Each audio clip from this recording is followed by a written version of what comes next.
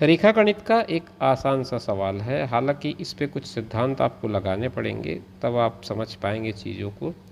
जो basic maths यानी कि मैथ्स बैकग्राउंड से नहीं है, उनको थोड़ी सी दिक्कत आ सकती है सिद्धांतों को समझने में। तो इसलिए मेरा प्रयास ये रहेगा कि मैं आपको पहले जो सिद्धांत हैं, जो थ्योरी है इनके पीछे, उसको पहले एक्सप्लेन कर दूँ ठीक ठाक ढंग से। तो देखिए, ये प्रश्न ये है, एक चित्र दिया है जिसमें ए बी और सी डी दोनों को पैरेलल बताया। पैरेलल कहने का मतलब कुछ इस तरह की लाइंस होती हैं जो एक दूसरे को कभी ना काटें, उनको हम पैरेलल लाइंस कहते हैं। तो ए बी और सी डी दो पैरेलल लाइंस हैं।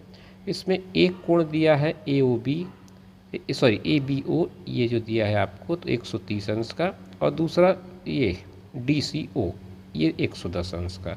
आपको ये जो बीच का कोण है बी ओ सी, इसकी वैल्यू निकालनी है। तो हालांकि इस सवाल को बनाने के लिए बहुत सारे तरीके हो सकते हैं, आप उनमें से कोई सा भी एक तरीका इस्तेमाल कर सकते हैं।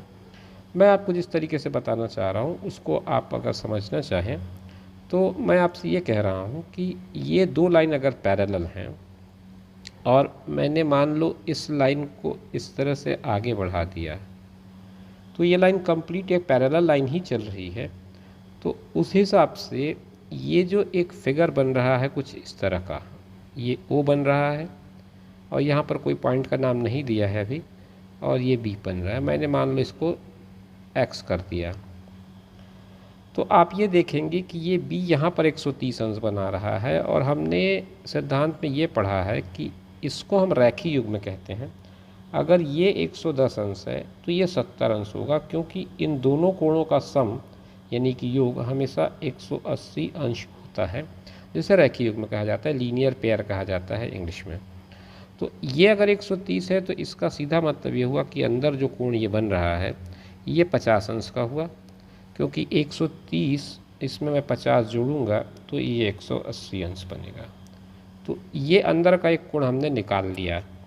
अब इस त्रिभुज आकार के इस कोण की भी वैल्यू अगर निकल जाए तो हम एंगल सम प्रॉपर्टी लगा करके तीसरे कोण की वैल्यू निकाल पाएंगे।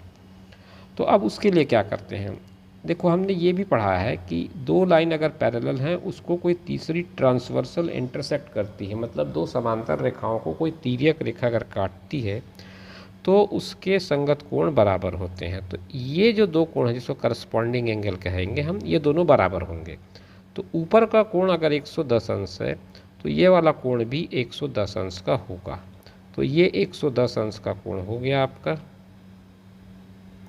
अब ये 110 है तो अंदर का कोण 70 अंश का हो जाएगा, क्योंकि दोनों का सम 180 होना चाहिए, तो ये 70 अंश हो गया। अब ये दो कोण आपने निकाल लिए, 50 और 70।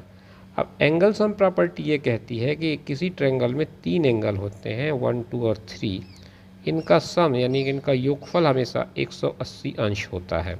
इसमें आपके पास एक कोण 70 है, एक कोण 50 है, तीसरा आपको नहीं पता है।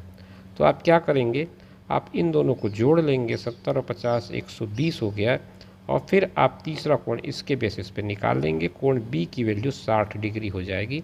ये आपके सवाल का सही जवाब होगा।